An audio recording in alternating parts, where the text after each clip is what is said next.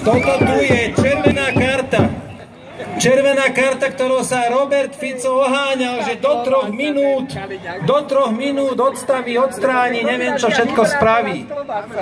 A teraz čuší, alebo obviňuje opozíciu, že sme si dovolili na toto poukázať.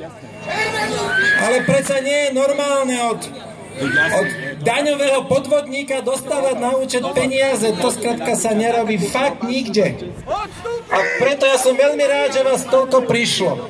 Že ste prišli sem pre túto strašnú opachu, ktorá teda rozhodne nie je postavená v súlade so splatnými zákonmi.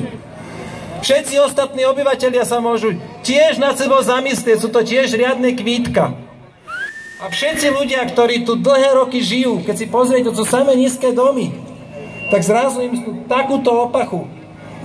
Neviem, ako inak ukázať všetkým naokolo, že pozrite, my si môžeme robiť, čo my chceme, lebo my sme nad zákonom.